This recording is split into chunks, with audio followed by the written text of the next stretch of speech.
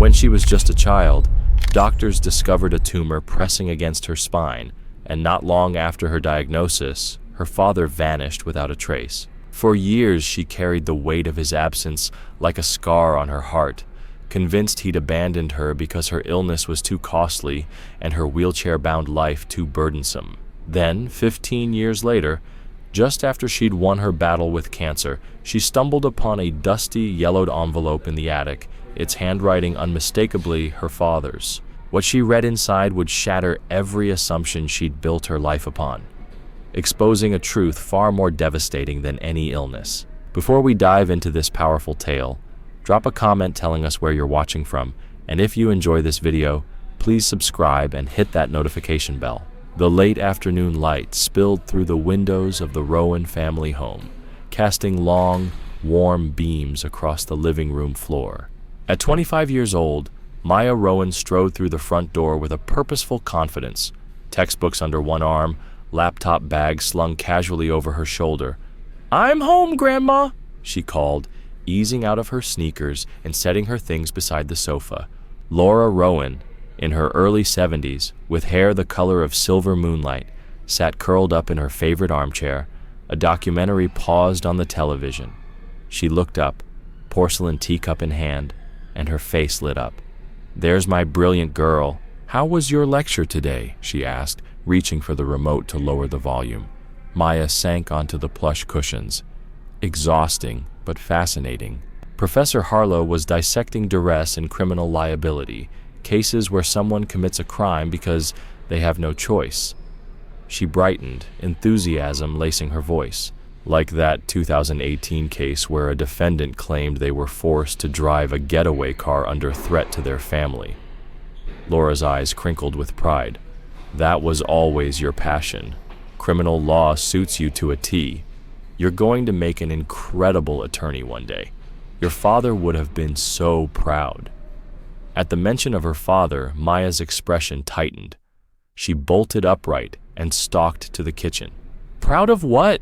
she shot back, opening the fridge with unnecessary force and yanking out a soda. "He walked out on me when I was at my sickest. If he couldn't stay for my surgeries, he sure doesn't deserve to be part of my success." Silence settled like a heavy blanket. Maya busied herself assembling a simple sandwich, tearing lettuce and layering turkey with methodical focus. Behind her, Laura's quiet sob caught her attention. Maya paused, knife hovering over the cutting board, and realized her words had pierced more than just the afternoon calm. A cheerful jingle drifted from the living room, Tom and Jerry's theme song. Maya let out a bitter laugh. "Great, your show." She turned back to her sandwich. "That was your father's favorite." Laura's voice trembled. Every night, we heard that music echo through the halls. Maya's hand froze mid-slice. "I don't need reminders of him. He chose to leave when I needed him most." Laura didn't argue. She swapped the channel to a mellow cooking program and glanced at Maya with eyes that seemed to hold both sorrow and love. The rhythmic sound of Maya chopping resumed, blending with the hum of the television. Finally, Maya set down her knife, wiped her hands, and took a steadying breath. She stepped into the living room and knelt beside her grandmother, gently taking Laura's fragile hands in her own.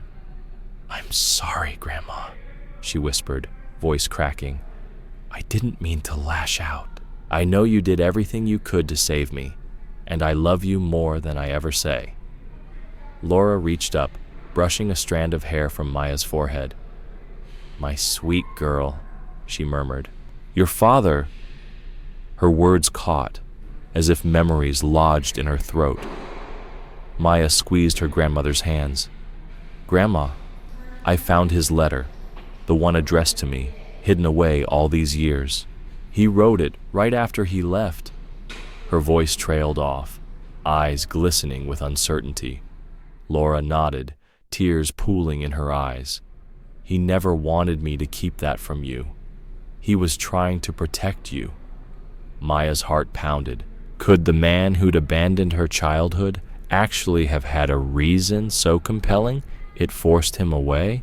The envelope trembled in her hand, promising revelations that would turn her world upside down and finally reveal the real reason her father disappeared exactly when she needed him most. Laura's face shifted in that moment, her composure flickering as if tears might spill over, but with that same quiet fortitude Maya had always admired, she steadied herself, though her eyes glistened with unshed sorrow. Maya slid her arms around her grandmother's frail shoulders. "You're the strongest person I know, Grandma, and I swear I'll never leave you alone again. You don't have to grieve for someone who walked away and left us to fend for ourselves all these years." A hush fell between them before Laura spoke, her voice even but tinged with emotion. "Maya, I know how deeply you love me, but today, could you indulge your old grandmother for a while? Let me remember your father as he was, not only the man who left us. There were wonderful years before everything fell apart. He is my son, and I need to hold on to those memories." She offered Maya a gentle smile that trembled at the edges, and in that moment, Maya felt a pang of guilt for her harsh words earlier. "Of course, Grandma," she whispered. "Take all the time you need." Unoffended and understanding, she returned to the kitchen to finish her sandwich. From downstairs came the soft click of the television turning off and the distant creak of Laura's bedroom door, followed by the crackle of the old record player coming to life, spilling a tune through the quiet house, one of her father's favorites. Maya hurriedly assembled the last few layers of her sandwich and carried it to the dining table, her appetite fading as the melody unfurled memories she'd worked so hard to bury. The sound of her father's laughter as he spun her around in the park, his gentle direction as he helped her with her homework, the way he had paced the hallways during those long nights when her pain was worst. She pushed her plate away, the music too bittersweet, too many emotions crashing into one another, and rose abruptly, seeking refuge in her bedroom where the echo of the past might be dulled by distance. Climbing the stairs, her mind still swirling with recollections she wasn't ready to face, Maya paused when she noticed the attic door left ajar, a slender sliver of shadow visible where it should have been closed tight. She hesitated, a mix of curiosity and trepidation tugging at her, until she found herself gently nudging it open and stepping inside. Dust motes danced in the beam of afternoon sunlight, the air thick with the scent of aged wood and forgotten keepsakes. Yet surprisingly, the room was remarkably tidy. The floorboards looked recently swept, and the furniture lay under dust-covered tarps as though waiting to be rediscovered. She flipped the light switch, bathing the attic in a soft yellow glow, and there, in the far corner, lay the old mattress from their secret base camp, its faded blankets folded neatly at the foot. Approaching it, Maya's heart pounded with each step as memories flooded in. Countless nights spent huddled under glow-in-the-dark stars her father had stuck to the ceiling, flashlight comics adventures brought to life by his enthusiastic storytelling, the makeshift stairlift he had installed so she could join him in their hideaway despite her wheelchair. Determined to see if her treasures still remained, she knelt beside a stack of covered boxes, lifted a corner of the tarp, and began to sift through the relics of her childhood. A well-loved stuffed bear, a collection of dog-eared storybooks, a shoebox filled with seashells from their only seaside trip, each object releasing another piece of a past that had been cut short far too soon. She uncovered a doll he had given her on her 10th birthday, a hand-drawn "Get Well" card scrawled with his shaky handwriting during her first hospital stay. Tokens of devotion that contradicted every story she'd told herself about why he left. In that dusty attic, surrounded by echoes of laughter and love, Maya realized she was on the verge of uncovering truths that would reshape her entire understanding of her father and of herself. Over the years, Maya had woven a story of her father's desertion, one where he simply couldn't bear the cost or burden of her illness. But as she reached into the next box, her fingers brushed against something entirely unexpected. A slim, blue fabric folder wedged between two dusty board games. She didn't recall ever owning it. Heart pounding, she pulled it out and unzipped it to reveal a single sealed envelope inside.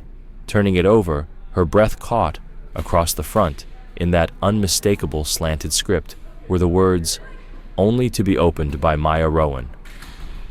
With trembling fingers, Maya broke the seal and unfolded the letter. She pressed it to her chest for a moment, gathering courage, then smoothed it out on her lap and began to read. "Dear Maya, if you're holding this, I trust the worst is behind you, and that you're safe and well. Please forgive me for vanishing from your life. I never meant to abandon you. Leaving you was the hardest decision I've ever faced. I love you more than anything in this world, and every choice I made was to protect you and secure your future." Tears blurred Maya's vision as she continued. Her father went on to explain that he had taken out enormous loans to cover her spinal surgery, a life-saving operation that plunged him deep into debt with dangerous people. "I borrowed from the wrong people," he confessed, "because without that surgery, the doctors said you wouldn't have survived. I would do it again in a heartbeat for every step you take on your own 2 feet."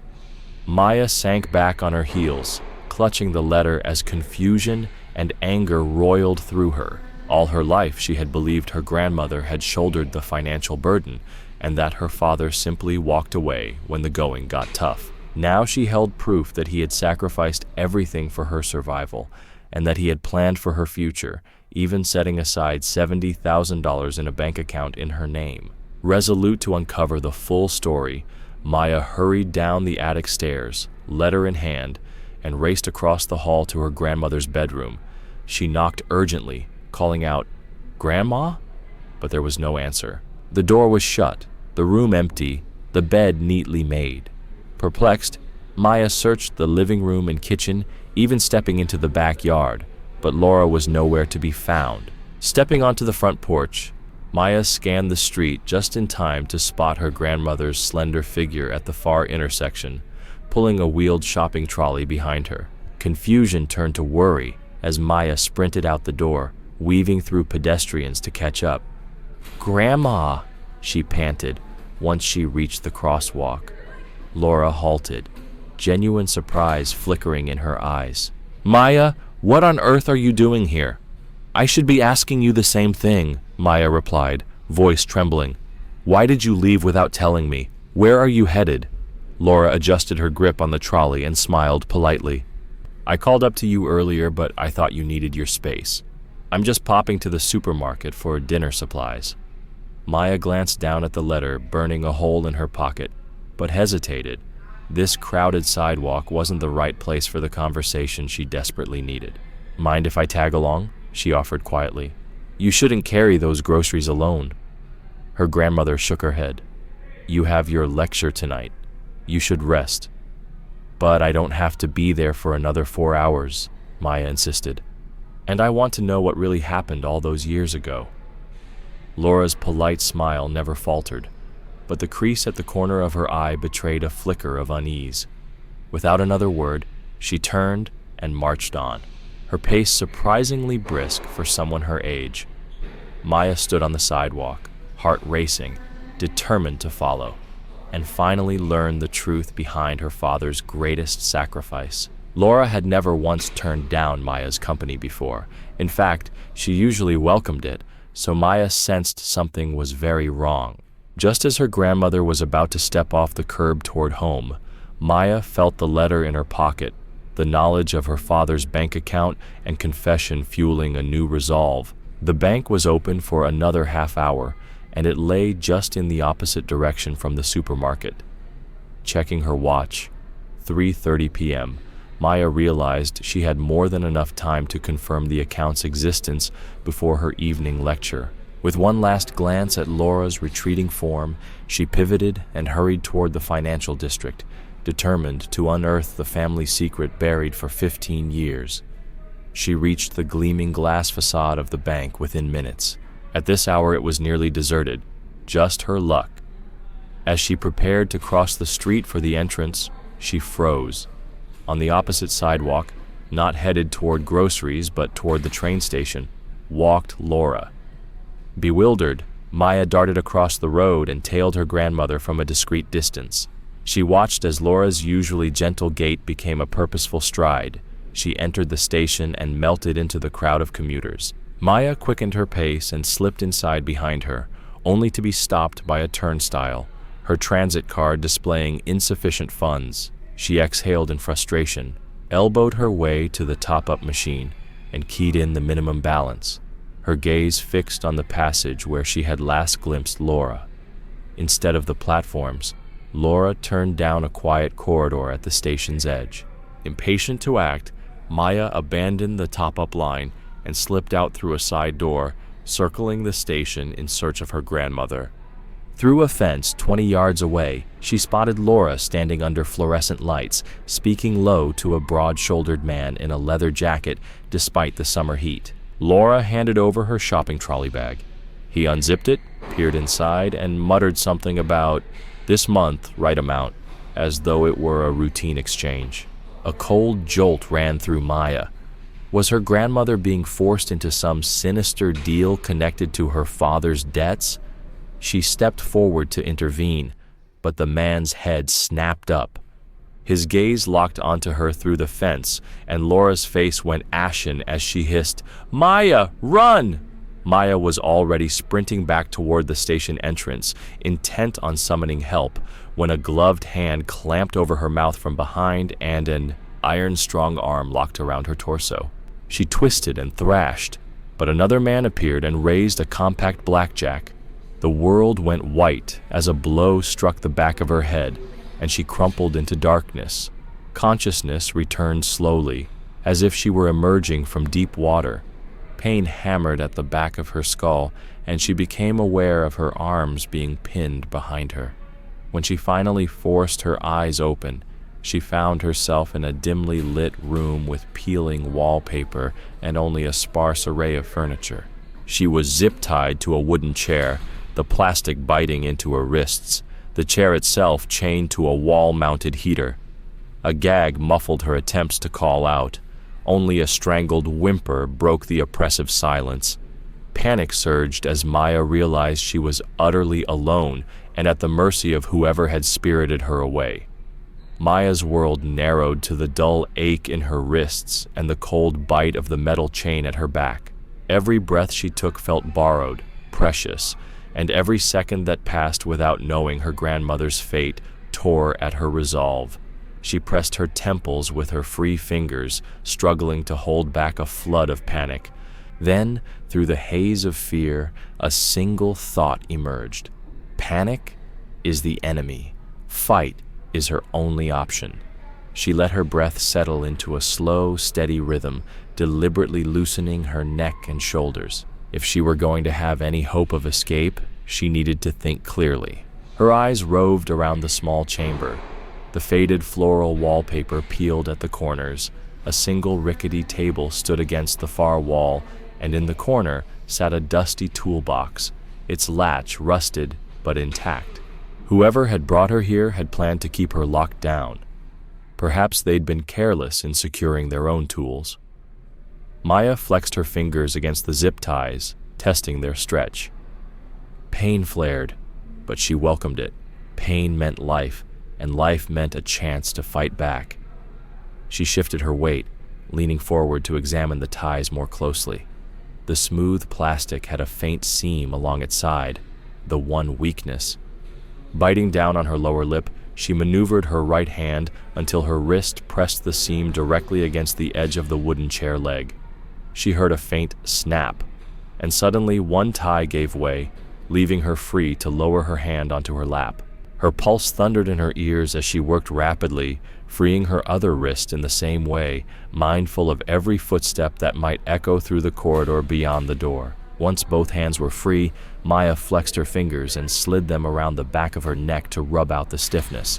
Her gaze flicked to the chain securing the chair to the heater, a thick steel link that would require more leverage.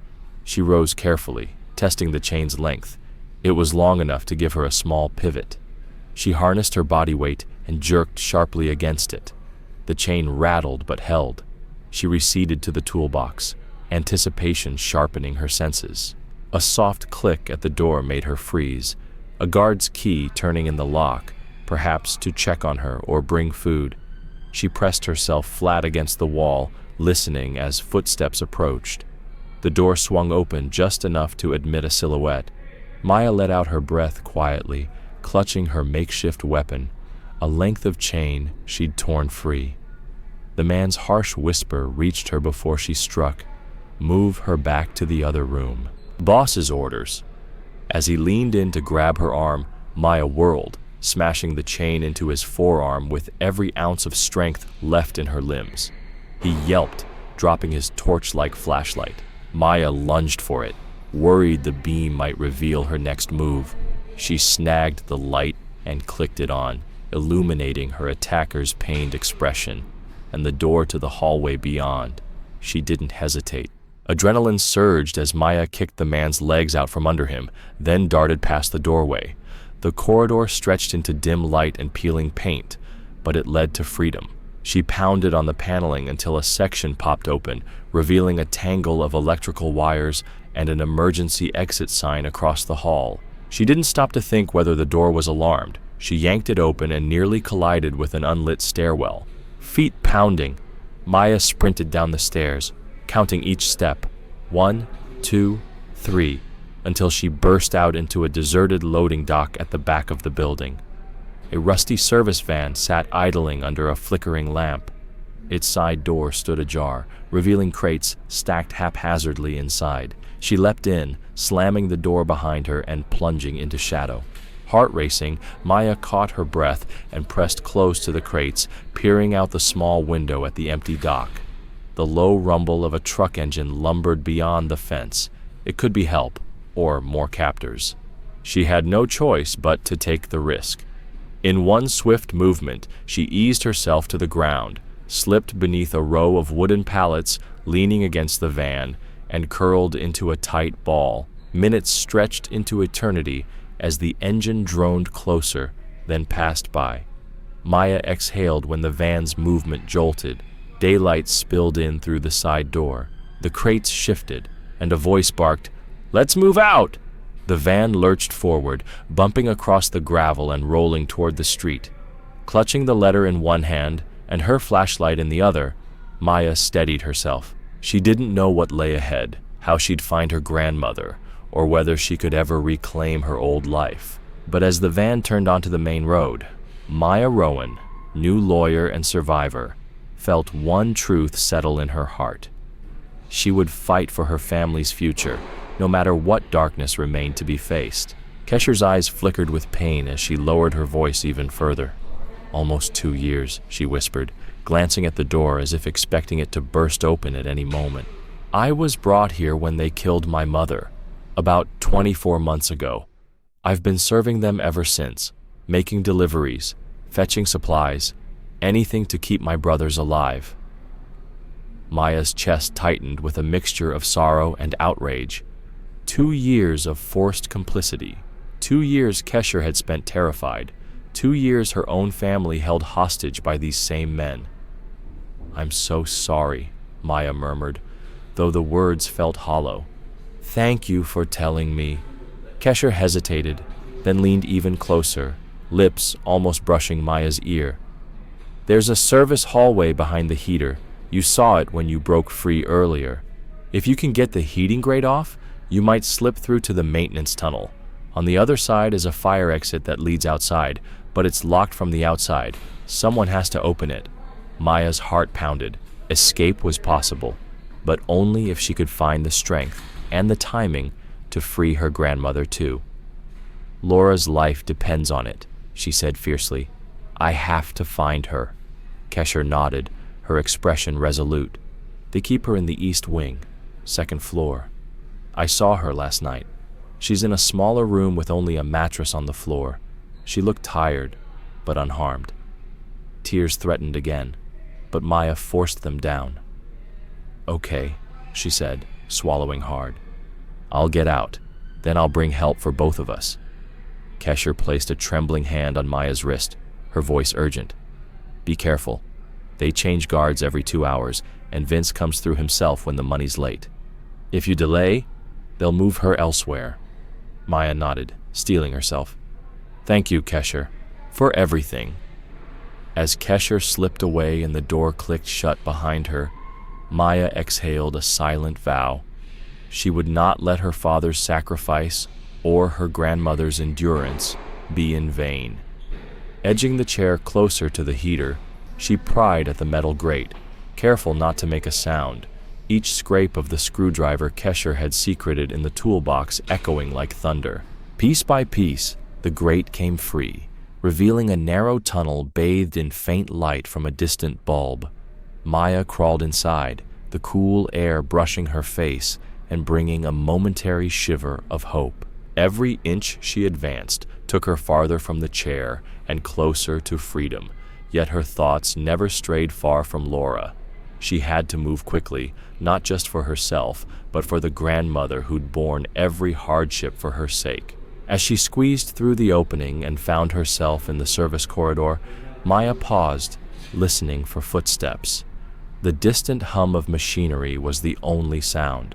Taking a steadying breath, she pressed on toward the stairs that would lead her to the east wing.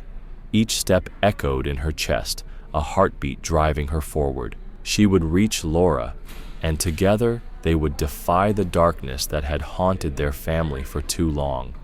Maya rose unsteadily to her feet, her wrists raw and blistered, each movement sending fresh waves of agony through her arms. She pressed a hand to her side, steadying herself against the chair, and glanced at the narrow window Kesher had described. Through the grime-spattered glass, she could just make out the darkened hallway beyond. Steeling herself, she retrieved the fork and knelt to work at the heater grate.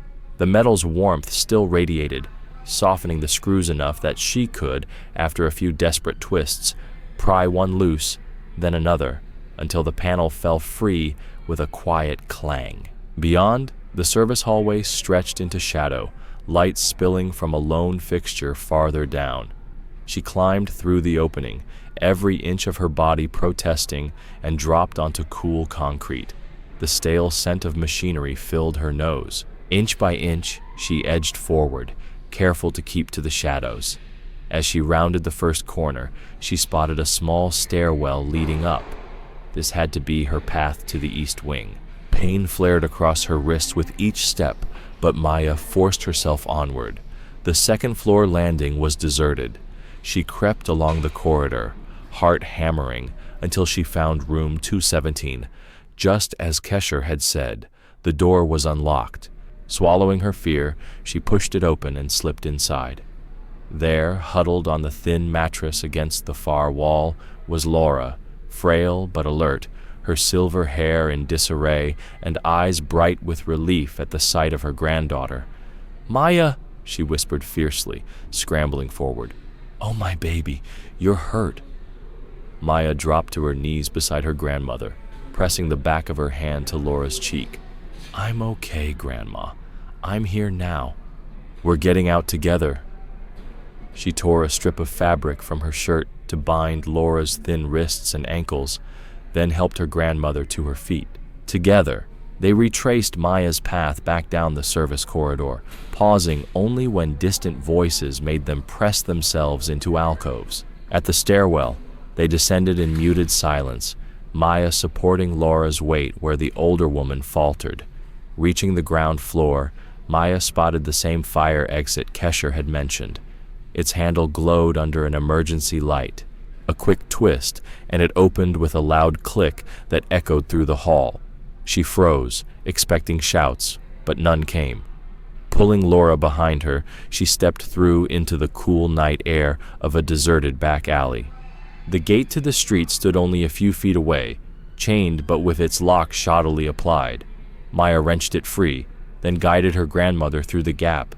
At last, they stood on the pavement beneath a flickering lamppost, free of the house where so much terror had unfolded. Laura wrapped trembling arms around Maya's neck. "You saved me," she whispered, voice thick with gratitude. Maya held her grandmother close, tears slipping down her cheeks. "No," she corrected softly. "We saved each other." As they leaned on one another, the distant sounds of sirens grew louder. Help was on the way, and for the first time in 15 years, Maya Rowan felt hope surge through her veins. Certain that her father's sacrifice, her grandmother's endurance, and her own courage had broken the cycle of fear once and for all. Where Sergeant followed Maya's pointing finger and studied the house under the dim glow of the patrol car's headlights. "That's it," he said softly into his radio. Within minutes, the unmarked car rolled to a silent stop behind neatly trimmed hedges. 2 uniformed officers slipped out, weapons holstered but ready, and advanced on the front door while Maya watched through the window, heart hammering in her chest. A 3rd officer crept around the side toward the back gate. Maya felt every second stretch as if time itself had slowed. Then, crack, the side gate lock gave way under his careful pry. He signaled the others. The front door team exchanged nods and moved in unison, crashing through the thin wooden door with a practiced shoulder. Inside, the house was eerily silent. Faded wallpaper peeled in corners, and the stale air carried a faint metallic tang. Flashlights swept through the hallway, revealing scuffed floors and overturned furniture. Maya's breath caught when she heard a low moan from behind a closed door at the end of the corridor. "Room 217!" one of the officers shouted. He kicked the door open, and Maya leapt out of the back seat, bandaged wrists forgotten in her rush. There, huddled on the bare mattress, was Laura, pale but alive, her eyes widening with relief and disbelief. 2 officers dashed forward to help her, gently unbinding her thin wrists. At the same moment, shouts rose from deeper inside the house. In a back bedroom, they found Maya's grandmother's captors, Vince's men, dazed and unarmed after being surprised by the silent entry. One officer cuffed the hulking man who had mocked Maya earlier. Another moved to secure the leather-jacketed figure who had exchanged money with Laura.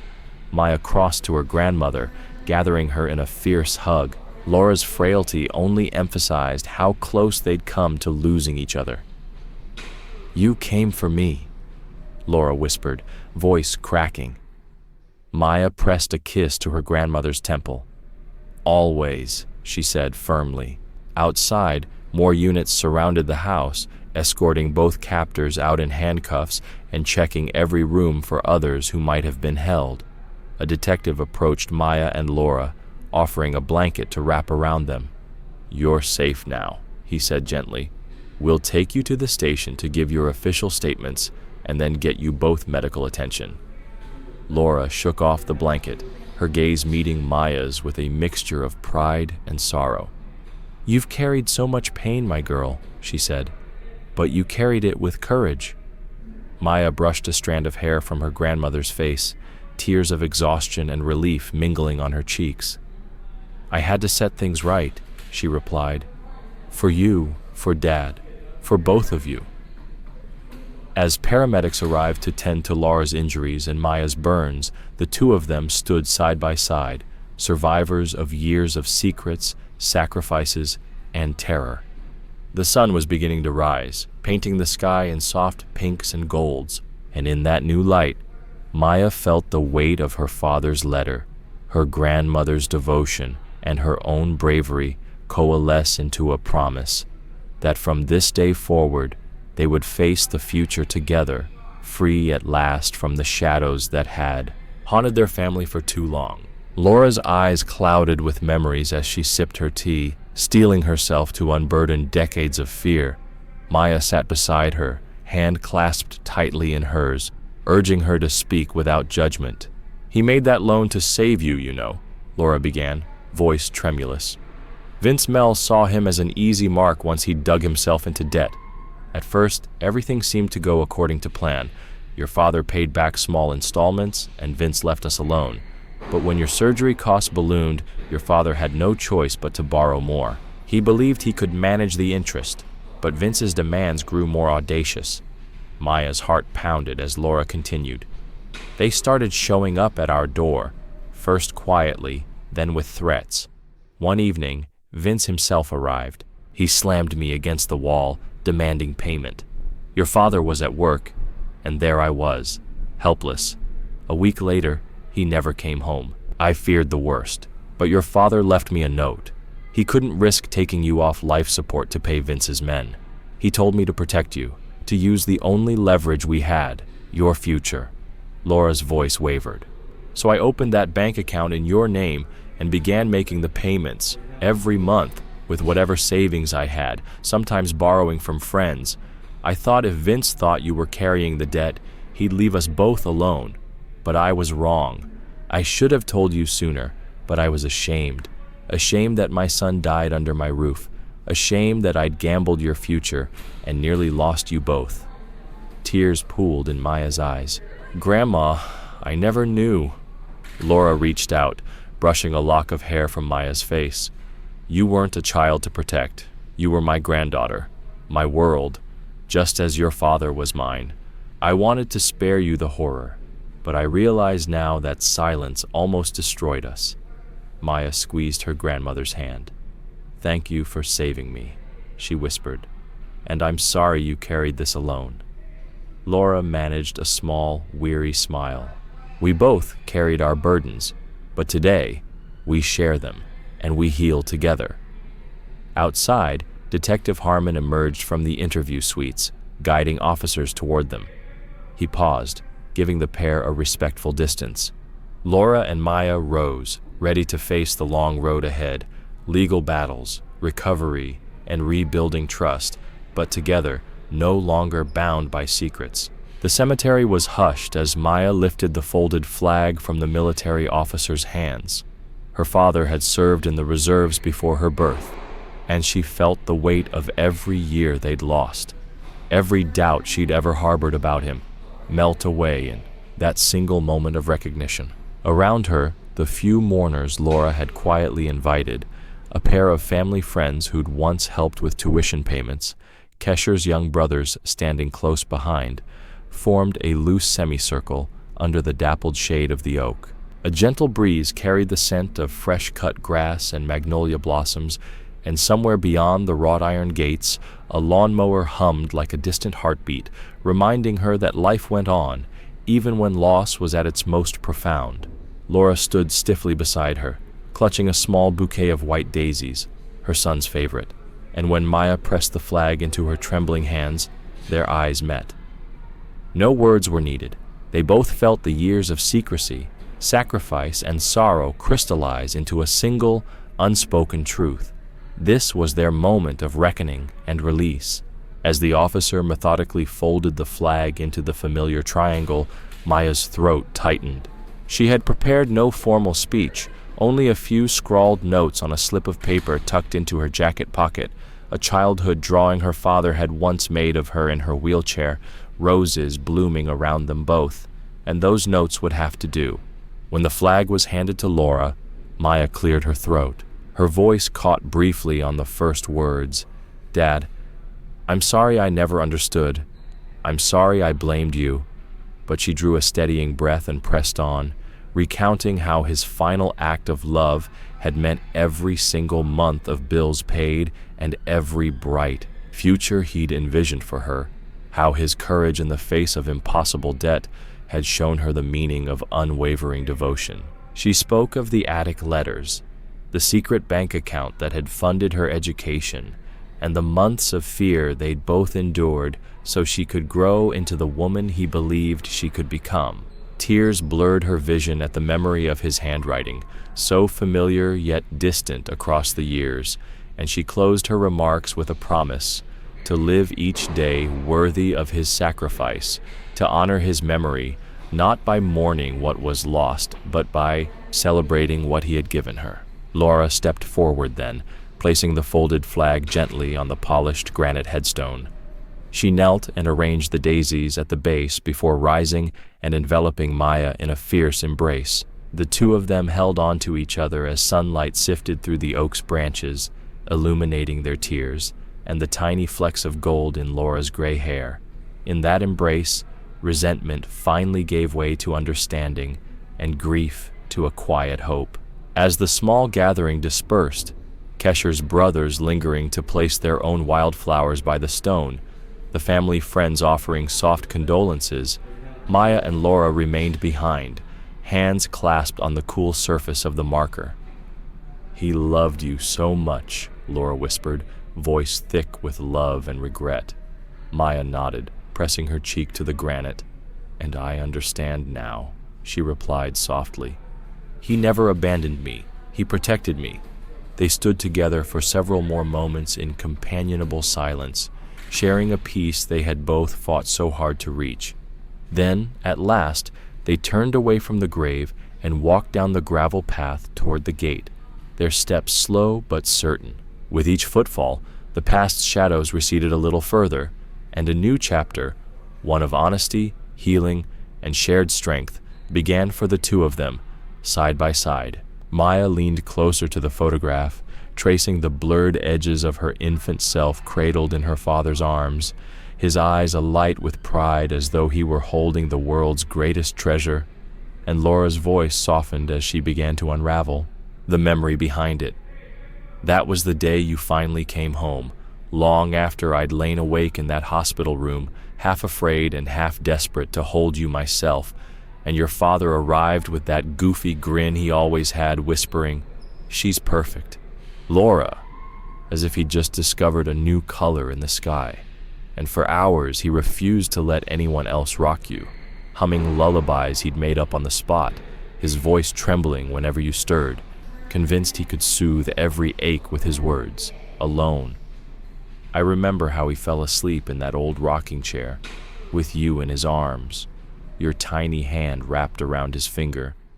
And that morning, when the nurse gently pried you away so you could have your first bath, he stood by the window, arms crossed, eyes misty, as if holding you had already changed him forever. Maya closed the album gently, warmth blooming in her chest at the image of the father she'd finally come to know, not as a phantom of abandonment, but as a man capable of enormous love and sacrifice. And she turned to Laura, voice soft and steady. "Thank you, Grandma, for sharing that with me. I feel like I finally met him." Laura reached across the coffee table to squeeze her hand, her own smile tinged with relief. "He's always been with you, dear, in every triumph and every trial." And in that quiet living room, as the soft lamplight played across their faces, Maya Rowan felt the last of her anger dissolve, replaced by a resolve to carry forward her father's legacy of courage and compassion by helping those whose stories, like Kesher's, had once been trapped in darkness, so that every child who needed it might find their own chance at a tomorrow.